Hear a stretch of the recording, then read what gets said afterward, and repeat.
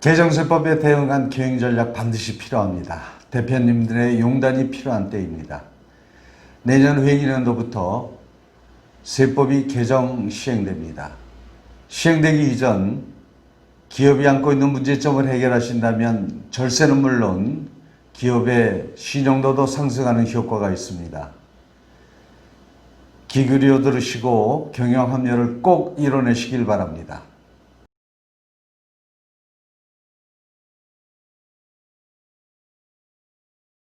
오늘 이 시간에는 2020년도 세법 개정안에 대비해서 기업 리스크를 최소화하는 방안에 대해서 특히 오늘은 초과유보소득 간주 대응 전략에 대해서 대표님들과 함께 말씀 나눠보겠습니다. 초과유보소득 배당 간주 신설 대응 전략입니다. 미처분 이익 잉여금이 단기 내에 처리가 필요합니다. 2021년 1월 1일 이후에 개시년도로 적용이 되기 때문입니다. 대표님들 잘 아시겠지만 미처분 이익잉여금이라는 것을 잠깐 좀 함께 생각해 보고 넘어가겠습니다. 기업의 영업활동 등을 통한 발생이익이 누적된 것을 말합니다. 재무상태표 중에 자본 항목 중에 한 부류입니다. 미처분 이익잉여금이 쌓이게 되면 발생될 수 있는 문제점을 함께 생각해 보도록 하겠습니다. 기업의 순자산 가치를 상승시켜서 주식 가치가 동반 상승하게 됩니다. 만약에 예를 들어서 상속 증여 목적의 주식이 이동됐을 경우에 높아진 주식 가치 기준으로 세금이 부과되기 때문에 큰 문제가 발생될 수가 있습니다. 또한 기업이 너무 잘 돼서 인수합병 그리고 어떻게 청산과 같은 폐업 시에 문제가 발생될 수가 있는데요. 인수합병 시에는 부실 자산으로 간주가 돼서 협상 시에 평가가 절하되기도 합니다. 그리고 폐업 시에는 주주배당으로 간주해서 과도한 종합소득세, 건강보험료 부과에 따른 부담이 커지게 됩니다. 기업의 영업활동 중에서도 시정 등급관리, 공공기관 입찰과 같은 그런 기업활동을 위한 가공, 편집할 경우에 세무조사 위험성도 상승이 되므로 정상적인 처리가 필요합니다. 앞전 영상에서도 말씀을 드렸습니다마는 간단히 요약해서 정부의 개정 이유에 대해서 함께 생각해 보도록 하겠습니다. 개인사업자와 유사한 법인, 유보를 통해서 소득세 회피 등을 방지하기 위해서 법 개정의 이유를 두고 있습니다. 개인 유사 법인이라 함은 최대 주주와 특수 관계자가 80% 이상 지분을 소유한 법인입니다. 만약에 여기에 적용이 안 되길 원하신다면 지분율을 80% 이하로 조정하면 괜찮을 것 같습니다. 배당 간주 금액은 초과 유보소득의 지분 비율을 곱한 그런 것이 배당 간주 금액이라고 합니다. 여기서 적정 유보소득이라고 하는 것은 다음과 같이 얘기하는 유보소득 플러스 잉여금 처분에 따른 배당 여기에 50%를 곱한 요 금액과 자본금의 10%, 요 금액 중에 큰 것을 적용하게 됩니다. 정부에서 의문을 가질 수 있는, 납세자들이 의문을 가질 수 있는 부분에 대해서 답을 해주고 있습니다. 중복 과세 조정 부분입니다. 향후 배당 간주 금액을 주주에게 실제 배당하는 경우에는 이미 과세를 했기 때문에 배당 소득으로 보지 않는다는 그런 유권 해석입니다. 자, 그러면 미처분 이익잉여금의 정리 방법에 대해서 간단하게 설명드리도록 하겠습니다. 이번에 급여 상여 배당을 통한 처분 방법이 있겠습니다.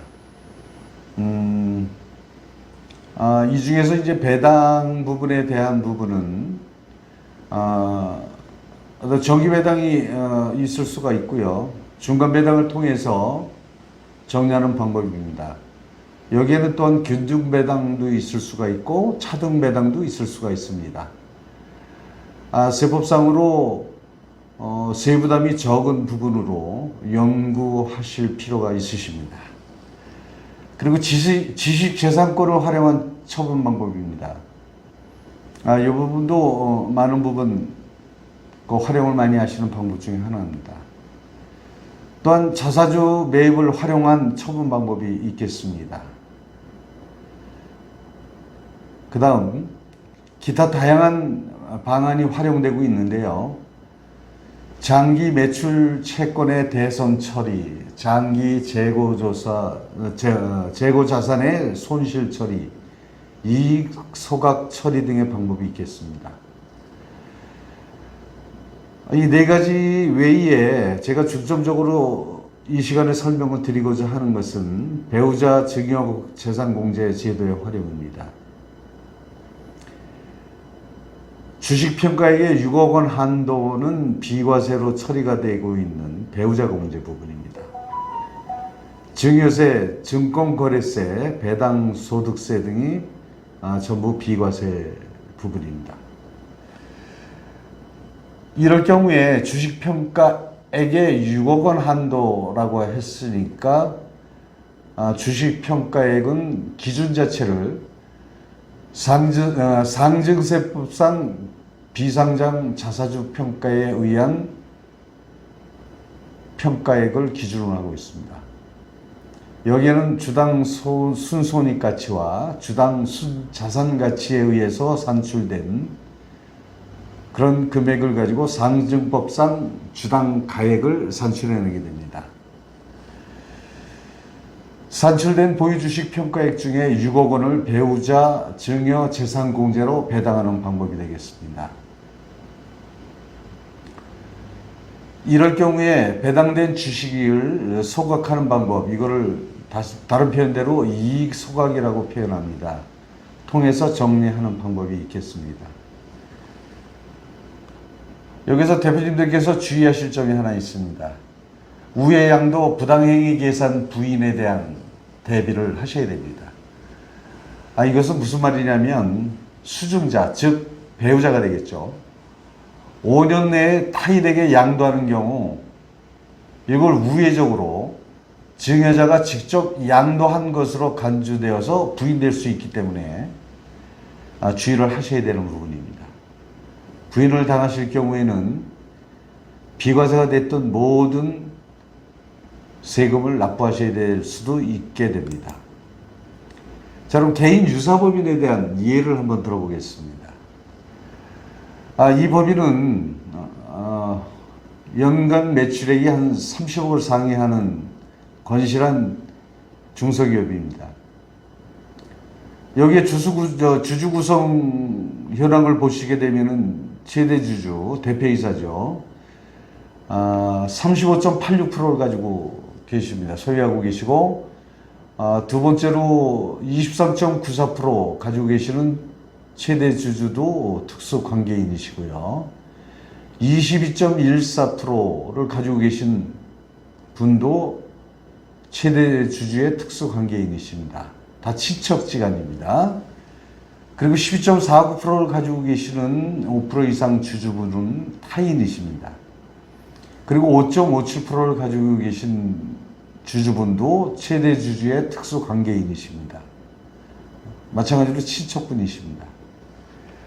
이 법인은 보통주 58,574주 가운데 최대 주주 및 특수관계인이 87.51%를 차지하고 타인이 12.49%를 차지하고 계셔서 개인 유사법인에 해당이 되게 됩니다. 위의 법인의 경우에 단기 금년 말 결산시까지 배당을 통해서 이익이익여금을 처리해야 배당소득세와 증여세 중 큰 금액으로 과세를 납부를 하시게 됩니다. 해당 법인의 미처분 이익은 지금 현재 30억 원입니다. 결산 시까지 처분하시지 않을 경우에 다음 회계연도로 넘어갔을 경우에는 배당 소득세와 증여세를 모두 납부해야 합니다.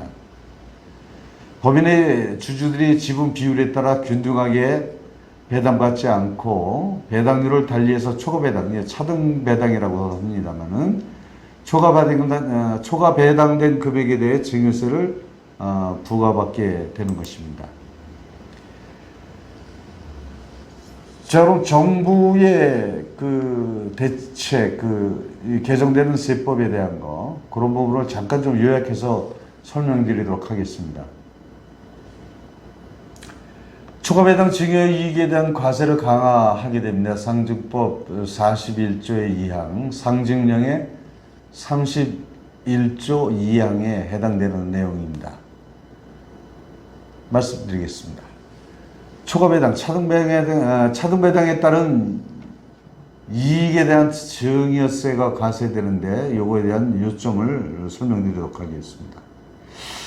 차등배당이란 법인의 주주들이 지분 비율에 따라서 균등하게 배당받지 아니하고 주주간 배당금 또는 배당률을 달리한 배당을 의미합니다.